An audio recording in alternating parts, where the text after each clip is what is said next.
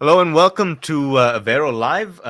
My name is AV. I'm the founder and CEO at Avero. We are a tech agnostic independent consulting firm that focuses on local governments within the United States.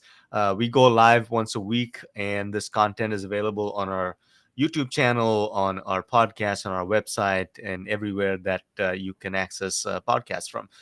My guest today is Mr. Dan Aldridge, lovingly referred to as the one of the ERP doctors. I think he's the original ERP doctor.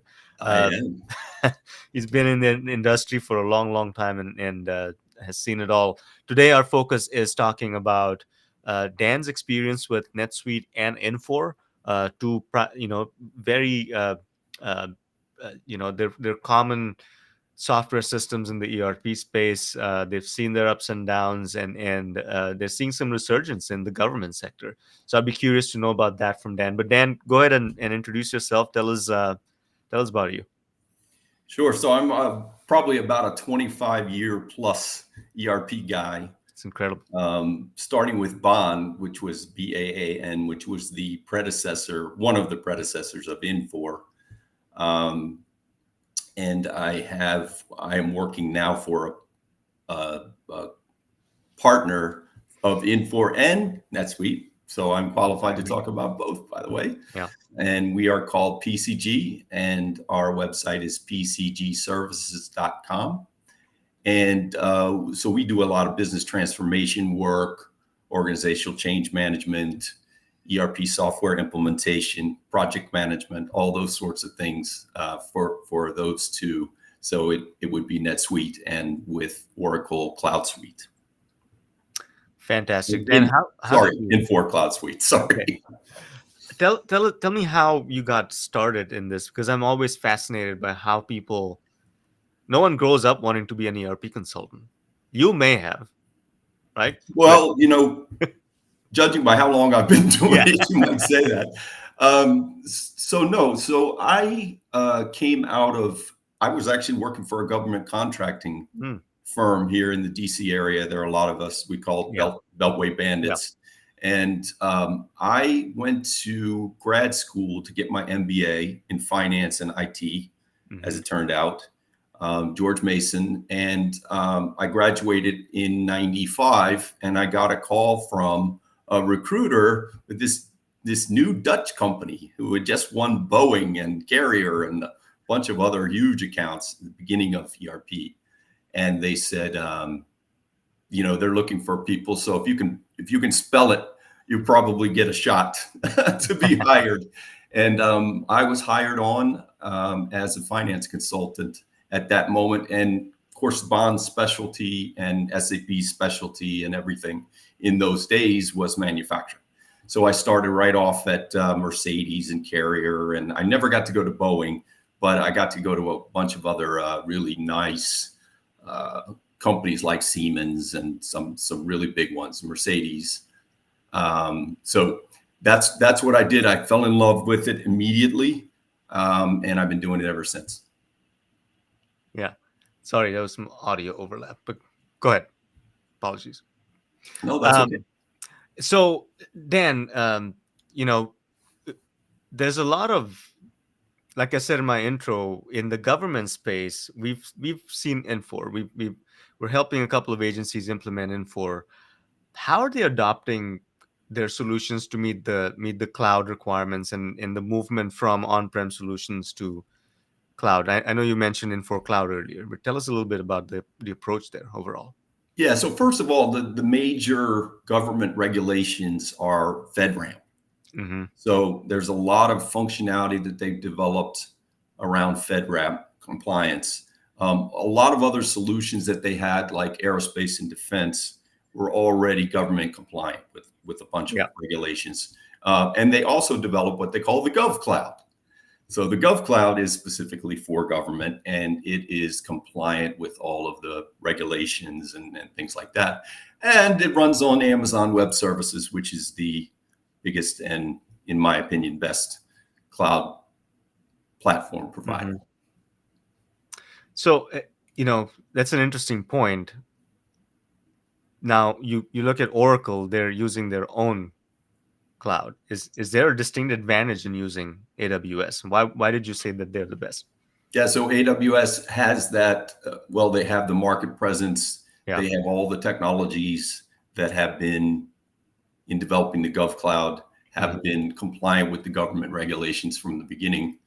Oracle has been building data centers, and the former CEO of Infor, Charles Phillips, he used to say, "Friends don't lend, friends build data centers." So, Like so the his restaurant idea business, is yeah? if you can build your whole platform on an established, cloud provider, cloud platform like AWS, which is hooked into all of the other things, all of the other applications that you might use are running on that you should do it and not build your own data centers. It's redundant, it's costly, and things like that, right? But Oracle has been kind of like that throughout its history, right? It's been very proprietary, and using Oracle database, using PL SQL and all of those sorts of things, right? That are very Oracle specific, Oracle centric, and they haven't played nice with other applications. So I think Infor went out of its way to go a different way. And it seems to be working, right? Infor Cloud is a successful product. What are you seeing in the industry as far as Infor deployments go? There's a lot of push to go from on-prem installations to Infor Cloud. There's upgrades. People are still upgrading from the Lawson era, especially in our clientele. So tell us a little bit about that. What are you seeing in the market? Yeah, so the main thing that they pride themselves on is industry specificity. I can't say that even. No worries. Specific vertical industry solutions. So they have GovCloud, they have automotive, they have aerospace and defense, they have industrial machinery. All of those sorts of things are specific industry products that were built for those industries. So why is that an advantage? The advantage is that you instead of a one size fits all, like maybe in S/4HANA from SAP, it's a very specific functionality that was built for that industry, right? So that it gets you much closer with a standard business model.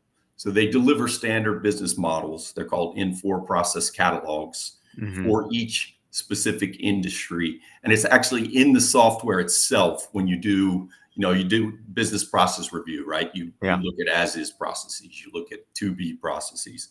And what you can do is review those right inside the software itself. And you can drill down to what they call a dynamic enterprise modeler process flows that actually link straight into, so they might be something like entering a purchase order or something like that, a flow, order to cash, procure to pay, all those kinds of high level business flows.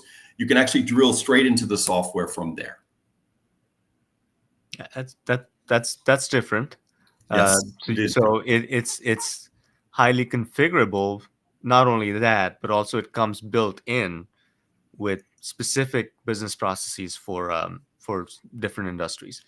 And a lot of time that's where the value is, right? Because you can have a one size fits all ERP system that doesn't really fit anybody. Yes. Because it's so vanilla that you can't necessarily use it for a niche industry.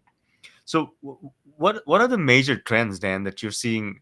You've been in the industry for a long time, and you've seen it all from custom built ERPs to on-premise installs and all of that, the processes that go with that, and now the move to the cloud and SaaS environments. What do you think is next in the next 5 years? Well, I mean, you have a forced march to the cloud. There's no way to ignore that, right? When you're talking about SAP ECC and R3 earlier versions, you're going to basically go to S/4HANA or out, right? S/4HANA is their cloud version. They have a private cloud and they have a public cloud for somebody that's going to S/4HANA from some other product that's maybe a smaller product, not an ECC, for example. But so you're going to have more forced move to the cloud. What you have is a lot of resistance right, to that, because they haven't really made a clear business case for uploading to the cloud, for instance, right? So what you have is this kind of a forced march to it, and then you'll have people dropping out. You'll also have people, and this is a trend that's happening, is that they want to extend their on-prem system, right? Because they have something that's running. Now, maybe it's not beautiful, maybe it's not having the latest functionality and everything that's in the cloud, but it's running well enough to get the business done. And it has all the customizations that they built in it. So they might want to extend it some. And I even advise people to think about this too, is that you have a plan for the cloud, but you use a Rimini Street, or you use a Spinnaker, or whatever. I don't know all the names of the companies that do this, but they will provide support for X number of years that will extend beyond the deadline. So where SAP says you got to go to S/4HANA by 2027, or lose your maintenance, that you can actually extend it using one of these companies. Okay, so that's another trend. Another trend is obviously AI. Now, the AI is being used to automate the actual implementations. That's one application, and it's being used obviously to do processes within the ERPs as they're that are coming, right? So that's AI. So that's a third. A fourth is the what are called microservices. Yeah. Okay, so microservices would be building individual applications in the cloud that replace something that's on an on-premise, clunky, old application, and moving it up to the cloud. So that's a big thing. And then so building the individual microservices, but also stringing them together in what are called composable applications. So that's a big trend in the market. So I'd say number 4. And number 5, I would say that something that's being largely ignored, but something that's coming, is ESG. So environmental, social, and governance software that's being built into the ERP, and there's also separate applications that are doing. So I'd say that's maybe a 5th trend. The last one's really interesting. I mean, social responsibility has always been, one of the pillars of, if you open a business book and it'll be the last thing.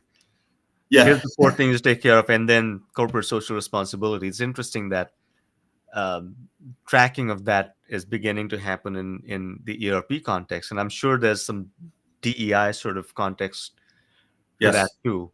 But back to the forced march to the cloud, Dan, you're saying that it's not the right messaging is not being used, right? If a large vendor says to you, if you don't do this, you're going to lose X, Y, and Z, instead of saying, here's the benefits of doing this. And you should be, this is the future, right? I mean, cloud seems to be, it makes sense because you don't pay as much money up front. It's secure, it's multi-tenant, all of those benefits that on-premise systems don't have. So why do you think that the vendor community is almost putting a gun to their client's head and saying, here's your deadline, you better move? And instead of moving to their cloud, clients, what they do is they don't like the message, so they switch systems altogether. Yeah, so there is some of that going on for sure. So some of them are resisting and saying, well, that's not good enough just because, and they've pursued kind of a stick approach, right? Carrot and stick. They kind of beat you over the head with the stick and said, you got to move because it's good for us, right? They're saying that, hey, we can't continue to support all these old versions, which is true, but we're going to make more money if we switch you over to OpEx instead of CapEx, right? Because because they had an on-premise system, they paid for it up front. Now they're paying maintenance, but when they switch over to OpEx or a true SaaS model, it's going to cost more. Okay, so their message is, we're going to take away functionality, we're going to charge you more, and you have to do it by this time. right? And they've largely ignored, I think, the issues like availability of resources, right? You have. I'm just going to pick on SAP for a moment. You have SAP S/4HANA. You have them available through an SI. It's going to charge a lot of money. Yeah. Okay, and they're going to bring up a whole bunch of people. We've seen it many times. But also, if they're looking, if a company wants to look outside, they could be paying $500 an hour for an S/4HANA consultant, right? Because it's supply and demand. Yeah. Right. They can't keep up with the demand. And I saw a Forrester article just recently about, how do you get this under control? It was talking about how you get the S/4HANA conversion from ECC under control. And they said, you better get in line for your consultant because there's a backlog. So you better get in line quickly for that. Yeah. So they're saying that was one of the issues. And they said that a lot of the ECC versions, they're on even older versions than ECC 6, which is what is necessary. So they have to upgrade twice in a sense, right? They use some method to get from ECC whatever to ECC 6, the version that they can jump on. And, they spent however much money, hundreds of millions of dollars sometimes, getting to the point they are. And then you're saying, well, you got to jump here, and then you got to jump over when you want to upload to the cloud. And they're saying, well, you haven't proven to us that this is worth it for us. Yeah. And it's almost like it's Y2K all over again. It's not that much panic, but it feels like it, right? There's deadlines and there's doomsday scenarios. And it's at the end of the day, like our business is, and yours is, protecting the client. So I think there's something to be said about the right messaging, because it does make sense, right? And it depends on how the CFO sees it, OPEX versus CAPEX, like you said. At the end of the day, you don't want to keep an army of people that only know this one thing working on your on-premise install. Let's take some questions, Dan. There's one that talks about total cost of ownership. It's something you touched on. How do you measure what the right move for you is? Because you talk to a CFO, which our primary client is the CFO. In our business, we work with local governments. It's the CFOs that come to us and say, how do we do this? Because we have a system that does this, the central GL and finance. Then there's these smaller systems that we've built these things around them. And how can we even start unraveling this ball of yarn? And the second question then is, how do we look at it from a cost perspective? Because it isn't apples to apples, right? Something they bought 30 years ago, and now the market's completely changed. There's new methodologies available, and sometimes they're more expensive for less features, like you said. So what are your thoughts on total cost of ownership, especially given the forced march? And how do CFOs need to look at this? Well, I mean, you certainly got the advantages of cloud versus on-premise to consider, right? And those are cost advantages, and they're also resource advantages. So things like, you don't have to have a data center. You don't have to have hardware. You don't need to upgrade each individual version, because that multi-tenant cloud, they're upgrading it for you automatically, right? You don't need to have an army of consultants maintaining, customizations that are there because they didn't have the functionality, or the developer just decided to run amok and make customizations, right? Who knows why they're there? But you don't have have to maintain a huge sea that you're drowning in, right? Of that. So that cuts down on your costs. And then, just kind of consulting costs. Once you get it onto the cloud, you can take advantage of fast implementation methodologies, and maybe an iPaaS or something like that will allow you to integrate to other solutions easily, use REST APIs, things like that, where you had very manual or stovepipe kind of integrations that you developed over time. So you can make a lot of that stuff, that spaghetti, go away, right? So so that's something that is less expensive and less of a burden that you can use to justify going to the cloud. Absolutely. And part of this is also overall your tech stack strategy, right? You can't just look at it, especially if you're moving from a 30-year-old install, and that might seem unrealistic in the private sector, but this is what we're dealing with in the local gov space. Oh yeah, 20 to 30-year-old installs.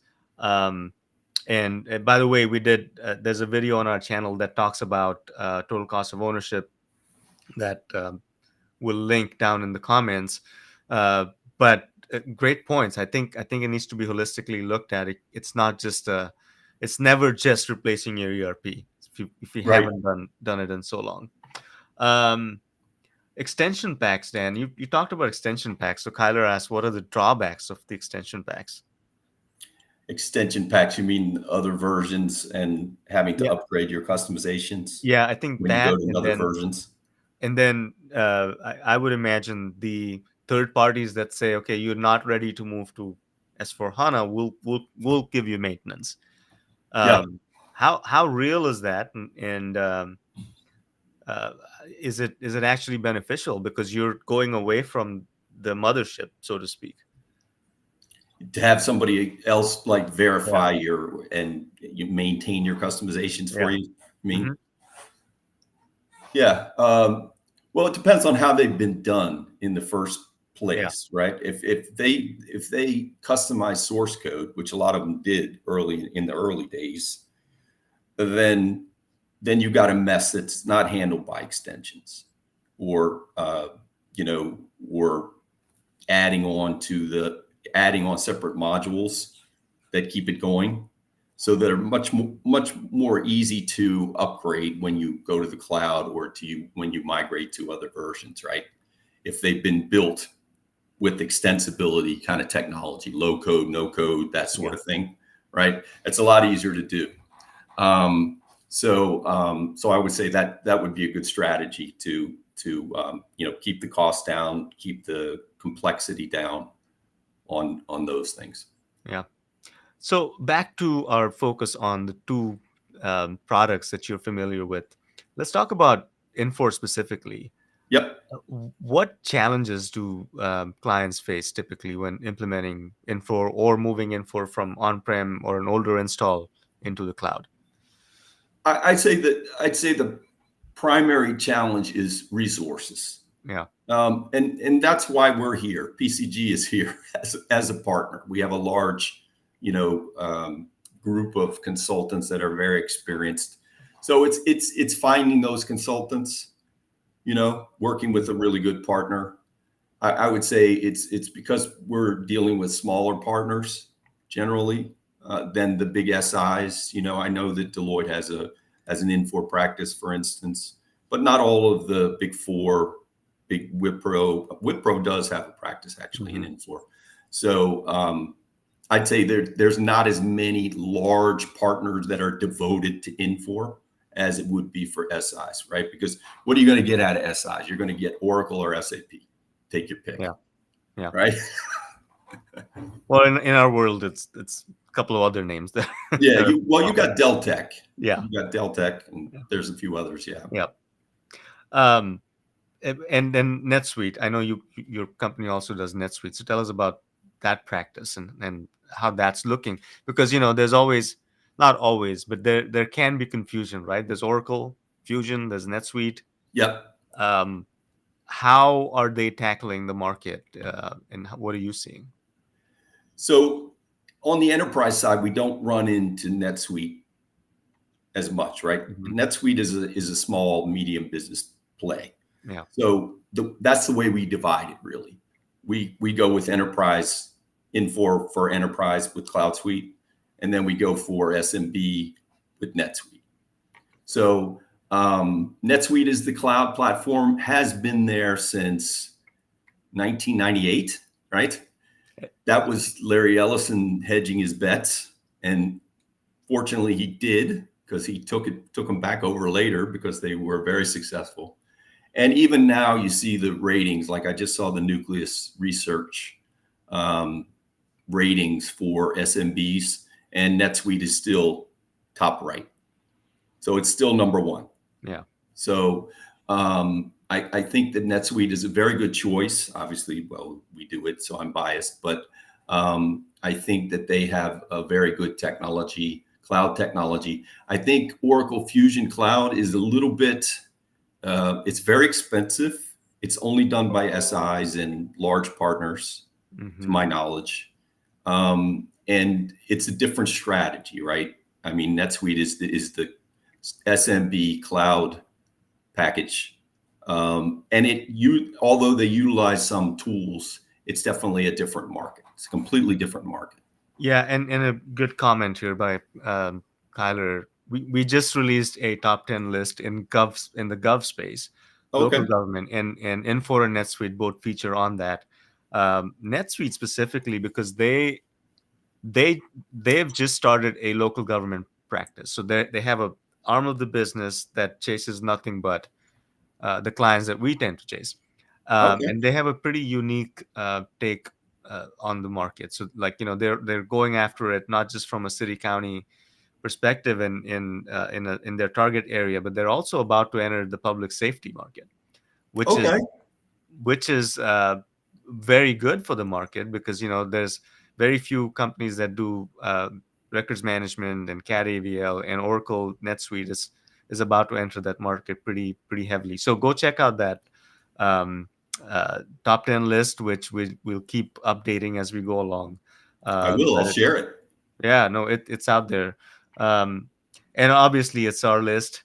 It's not quite quadrantized yet, but it's really based on how we've seen these companies deliver services to their clients, how we've seen them show up in demos and RFP process, and really what the outlook is in the future. So really great time to be in the ERP space for governments. Yeah, I'm actually looking at their website here. Yeah, about their government, and I remember. Let's bring back memories. Core fund accounting, fund accounting, planning, and budgeting, which is such a big deal in government. Yeah, if you can't do that, you don't belong. That's true. That's the Annie, right? That's the entry level thing. But yeah, fund accounting, and projects too. It's very important, and they have a very good project-based accounting capability within NetSuite, and that's also in commercial. That's not just government. It's very good, as is Infor, by the way. Their project accounting is very good.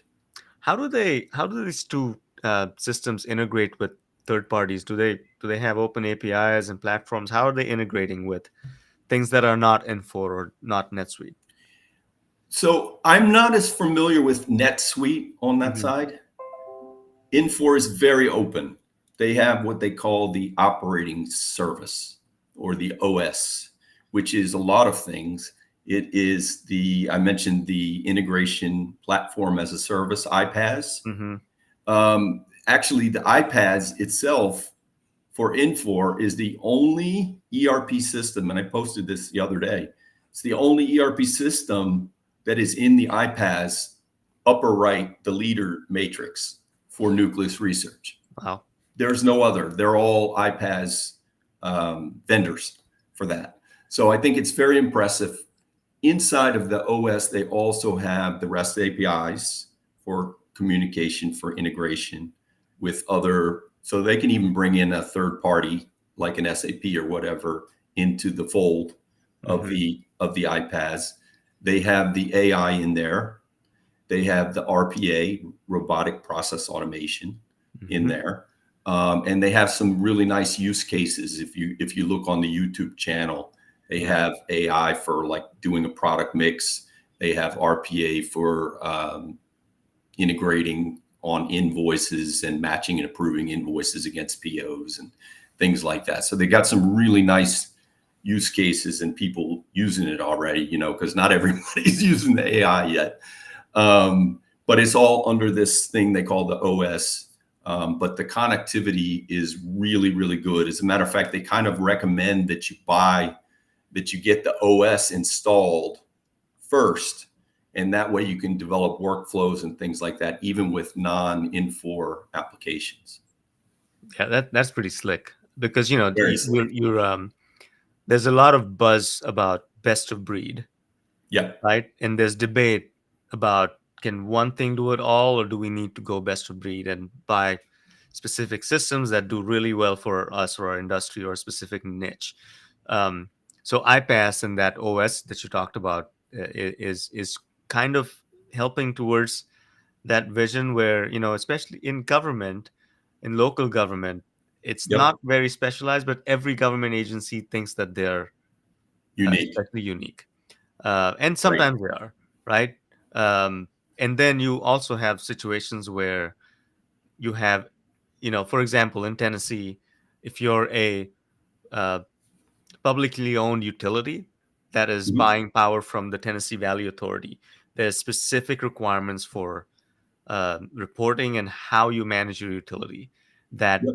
I think national ERP vendors, international ones, think they can handle, but they have to build their processes and products in such a way that um, then they can handle it. So there are some niche products that do just that here in Tennessee and the 7 states that TVA serves. So it's important if that utility then goes and gets Infor, that it kind of, the platform integrates with these sort of niche products. Yes. Let me see what other questions are coming in. Pros and cons of Amazon Web Services versus private cloud. Any thoughts on that? I mean, we did a video last week about public versus private cloud, but what are you seeing, Dan? Is there a benefit or drawback to going one way or the other?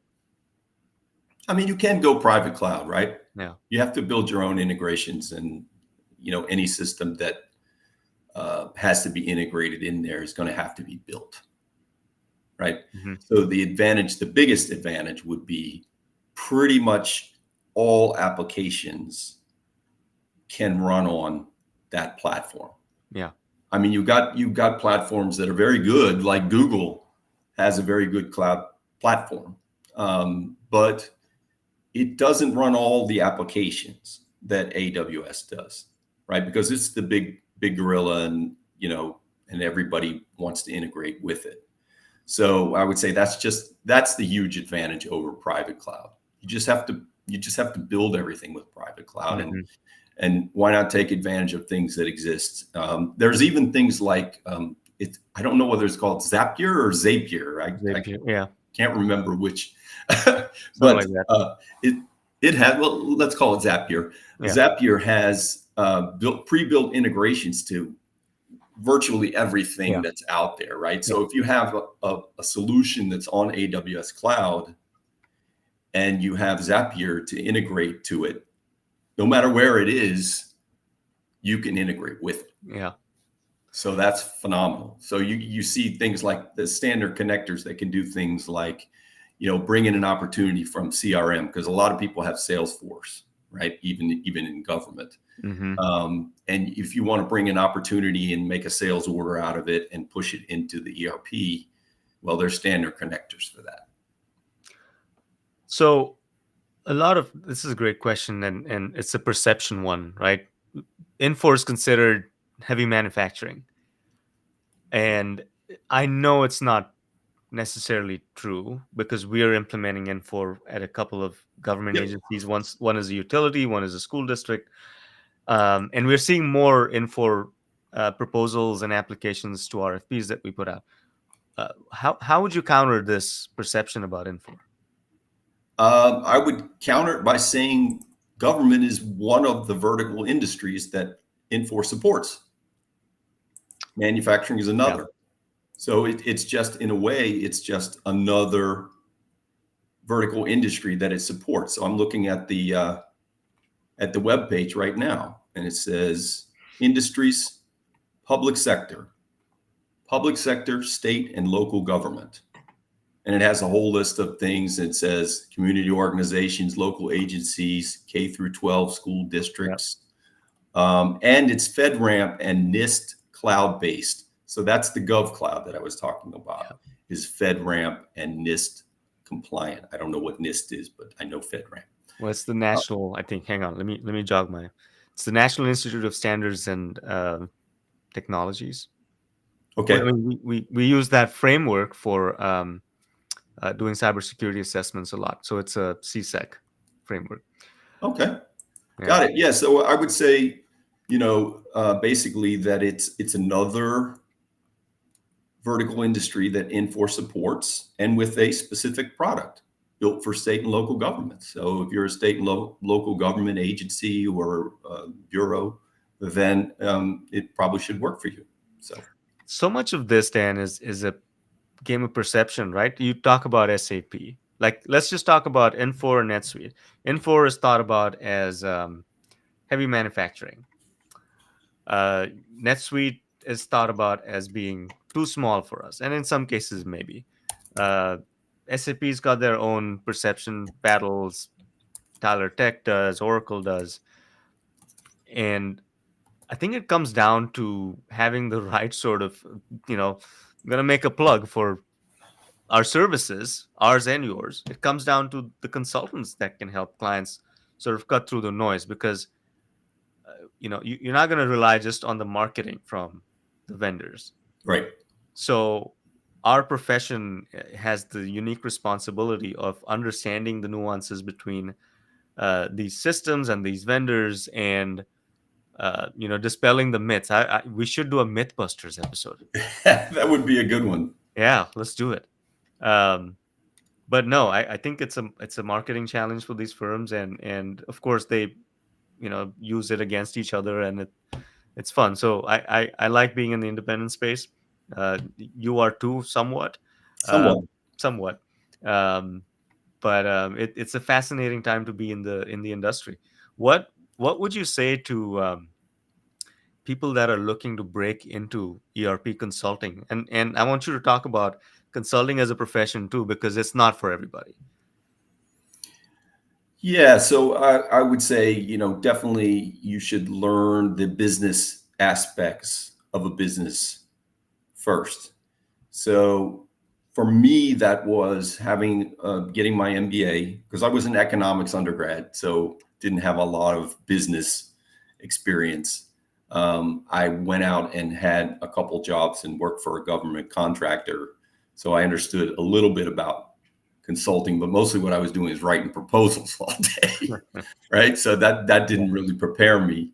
But then when I got my MBA, I started to get trained in financial accounting, management accounting, cost accounting, which is a huge thing especially when you're dealing with manufacturing, right? You need to know how cost accounting works, for instance. So I started learning a lot of these concepts. So I got the business concepts first, and I got the technology later. And I also picked an industry. Well, I should say an industry picked me, right? Yeah. Because that's what Bond did back in those days, right? They were manufacturing specific. And I just got exposed to that. And then the technology came along. So I learned the ERP after that. So I got trained. They had a program that was unbelievable, by the way. It was called the Bond Business IT School, and it was in the Netherlands for 3 months. And so we got trained on the software, obviously, but we also got trained on a lot of business project management, things like that were more sort of MBA type. Jan used to call it a mini MBA. So, I got that training as well. So that just happened to be a really good program, and I was able to learn the technology, but the business that goes with it. And I had enough time to do that, right? So I had 3 months. Yeah. You made a great point there. Understanding the business is critical, because the tech sort of overlays on that. And I've been curious, Dan, since I met you last year, and I've followed you for longer than that, right? Where did the doctor moniker come from? And if I were to guess, it's probably because you either surgically saved an ERP implementation from failure or prevented it? Like, tell me more about that. Well, how it came about was I had a firm called Performa Apps, which was an Infor partner. So for a number of years, and I built that company up. And I didn't want to be an entrepreneur at some point, so I put my company up for sale, and I did an exit to a company called Priority Software, which is out of Israel. And when I did that, I thought to myself, maybe I'm going to keep this website. So I just changed the name on the website to erpdoctors.com. And I just thought it was a cool kind of a moniker that I would have for myself. You know, you do health checks and you do, make house calls. And I just had a lot of fun with the concept. And I was getting kind of into marketing as well. So I created erpdoctors.com, which exists today. You can go there. And I create a lot of videos. So my feeling at that time was, when people are evaluating ERP systems or any kind of system, really, they want to go out and look at non-salesy demonstrations and training videos. So that's how I created my site, and I created that YouTube channel. You can see it today. And I just thought it was great. The services, and I still need to, add a little bit to the website because I think it will feed pcgservices.com at some point. But the idea was, get a free hour with the doctor, get a free health check, all those kinds of things, and get trained by the doctor, So it's kind of fun, it's a little goofy, but I just thought it was fun. And I think that the evidence that my concept was a good concept, and I had to leave it behind about 7 years ago to do my real job, right? But if you look out there on those videos, there's one for creating a sales order that has 45,000 views. It's creating a sales order in LN. I mean, you couldn't get much more boring than that. Yeah. But people are thirsting for these kinds of videos. They really are. And I'm going to start a new project with PCG. I'm working on it right now, which is going to be a video library. That's awesome. So anyway, that's coming soon. No, and it's also valuable, Dan, when people are evaluating which one to buy, right? You in our world, it's RFP based. Send a proposal, and then you come and do a demo that's based on some very strict guidelines. I remember. Yeah, and so people have to do their own homework too. So it's invaluable for you to do that. A major question. Well, not that one. Hang on. With established ERP vendors like SAP, Infor, NetSuite, Oracle, etc., making a move to the public sector, will Tyler Technologies, GovSense, UKG, etc., be acquired? Wow. Maybe. I mean, Tyler Technologies does the acquiring around here, around these parts. How big are they? I don't know them. Oh, they're, I think market cap is like 18 billion. I'm sorry. They own the mid-tier government market at this point. How's Deltek now? You know what, we don't see them quite often. I think they've acquired a bunch of products, and I think they were at GFOA, but we've never seen them in an RFP situation that we were involved in. They used to be the big gorilla. Yeah. Tyler Tech all day. GovSense is coming up. UKG is doing a big push into workforce management, HCM. Workday is coming downstream to the mid-tier market, and so is NetSuite and Oracle. So interesting time. I don't know about acquisitions, but it's an exciting time. There's a lot of consolidation. There's a lot of lots of moving things, right? It used to be, if you looked at the market in the GovTech space even 5 years ago, if we're doing an RFP for a 100,000 population city, let's just say, you will get a Tyler Tech bid, you will get Oracle, SAP, but those were big number bids with SIs that didn't quite understand the gov sector. So you're seeing a lot more competitiveness, Central Square is a big player. And then you're again up and coming ones like GovSense and OpenGov. They're making a mark slowly but surely. So you'll see a lot of M&A action, I'm sure, but I don't know which direction or who's gonna do what. Right. Great question. Open source coming in there. Yeah. Tyler Tech's IT solution, 21.5 billion market cap. Wow, I never heard of them before. And then Gary McTall from GovSense is here. Hey, GovSense game changers love what we do, and we're in it for the long term.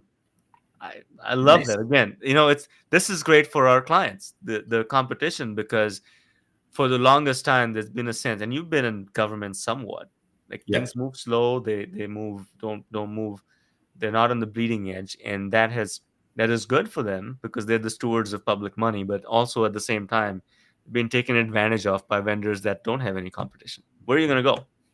So people like GovSense and great folks there, they're doing a great job of creating that competitive market.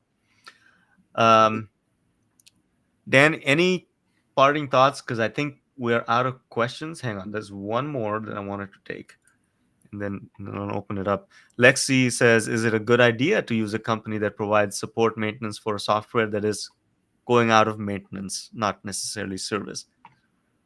What do you think? Yes.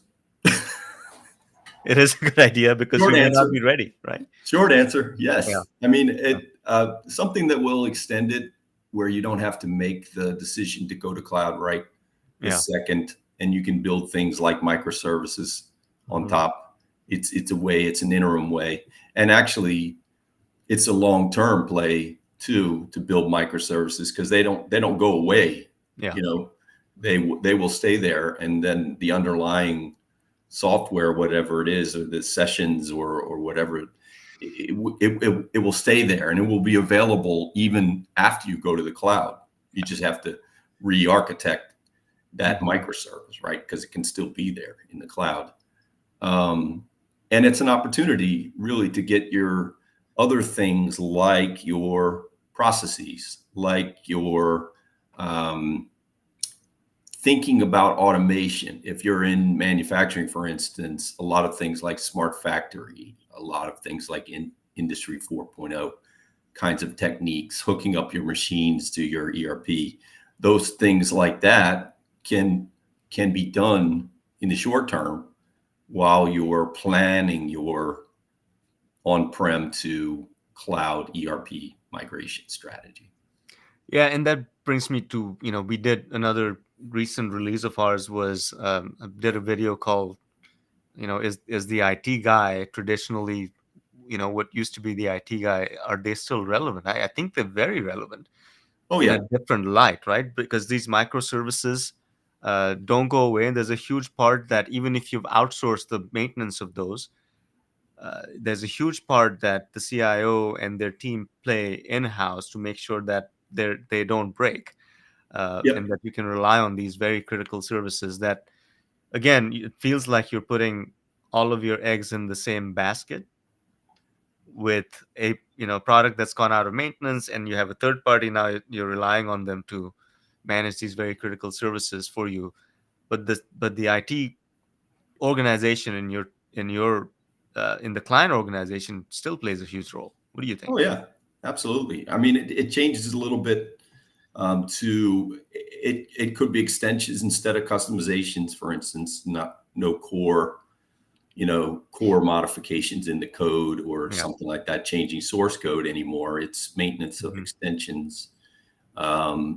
It's testing, because you still need to do user acceptance testing when you do an upgrade, right? Or I should say, when the upgrade is done for you. Right. You still need to customer test service, right? Huge piece of the IT organization today is customer service. Yep. And you still have to train, right? That IT person could be more of a trainer, could be more of somebody who's a prompt engineer for AI, right? Yeah. Because they learn AI, you start automating processes with AI. You need a prompt engineer, or you need somebody who understands how it works, right? So they get repurposed. I think they're very necessary. As a matter of fact, even more necessary than they ever were. It just changes their duties. I mean, they're not going to install Microsoft Office on your PC. It's not necessary anymore. No, and I think that's where that, especially in the public sector, that's where the industry is that transition is happening slowly but surely. There's some resistance still to things like moving to the cloud overall, to having a different strategy, but it's happening slowly. That the role is changing significantly. Well, Dan, I think we have taken all the questions, and unless you have anything else to add, I think we can adjourn. What do you think? No, I think that's it. I mean, I love that you chose Infor and NetSuite, because that's what we do at PCG. So yeah. Oh, there's one more here. I guess my parting question to you would have been, tell us about where we can find you. But I guess there's a new show. Oh yeah. And who was your favorite guest? Tell us about your show. So the new show, Solutions Review, it's also called, it's called Insight Jam. It's under the Insight Jam. Is called Evolving ERP. My first and favorite guest is Kyler Cheatham. This feels like a setup, man. It feels like a setup. Although Vinny Merchandani was awesome. I have to say, he's a big analyst. He was awesome. But I think the cool thing about having me and Kyler is we're just having more of a discussion, like we're having. It wasn't an interview per se. The one with Vinny was more of an interview, right? I was asking him questions, and he's been around since Gartner and PwC, and he has his own analyst firm and everything like that. So it's mostly me asking questions and him telling me like it is, right? So there was a little conversation, but not much. But I tell you what, you guys really should check out, your audience should really check out insightjam.com. Okay. And the YouTube channel that's there. It's about 220K subscribers. And when Sam and I started the ERP Doctors, it was about 10. So not that we've had anything to do with that, but it's way bigger than it was before. And there's so much good videos coming out of those podcasts, all kinds of different videos. So you guys should check it out. It's pretty amazing. You said 220. It's 233K. Dan, stop being. That probably went up 10,000 from yesterday when I was looking at it. They're cranking. Yeah. Well, good. And we have our our views too on our video. Me and Kyler, 12,000 views. That is incredible. Well, and 4,000 likes. Yeah. Good for you. Again, like good work leads to views and followers. It's not. So thank you for doing this for our industry, and as always, a great conversation, Dan. Thank you for joining us, and we'll do it again soon. We'll do the Mythbusters. I promise. That sounds great, AV. Yeah, appreciate you having me on. More questions. Hang on. Let's see. Sorry, I know I said I'll let you go, but final thoughts on clients who might be considering Infor NetSuite. What should they do today? Wonderful question. I think they need to first identify what they need. You can't, my opinion, right, Dan, you might differ on this, but you can't go in from a product first perspective. Right. Which product you pick is like step 5 of 7, right, before you sign that contract. So do the hard work of looking at your own practices. Do the hard work of questioning why you do certain things a certain way. Local government is complicated, but it's not as complicated as a manufacturing operation. Right. So looking at business processes, identifying your key requirements, then looking at products, then doing your RFPs or cooperative contracting, and see what comes in and that fits your model or requirements is really important. One of the things we're doing at Avero is we're about to, I guess I can let this cat out of the bag. We're launching 2 separate offerings in just getting the client ready for the selection process. A lot of times some clients want to go through a 6-month, 8-month long analysis period, which is really good for them because they've never thought about these things. They've never really dug into the processes, and at times they're either a smaller client, they've done all the hard work, and they just want to get to RFP. So we have something called Avero Velocity that can get you to an RFP quicker, but that doesn't mean you skip the hard work. You just do it in a best practices using our internal knowledge bank perspective. And if you do want to dig into really draw out business processes and map them out and things like that, we offer Avero Vision, which gives you a bottom up sort of view of your organization. So uh, I would choose one of those options and really study your operations, study your processes before you even think of looking at products. You can look at them, like go on Dan's channel and look at the solutions and see what's out there to inform your opinion, because you may only have worked with a green screen system in your whole career, so you don't know what's out there. So there's no point in doing visioning with you if you haven't seen a newer system. So educate yourself, see what's out there, and really match all of that to your requirements, because at the end of the day, you're the one, the doctors and the consultants go away. You have to use the system. Right. But very good advice. Thank you, Dan, and thanks again for being on the show and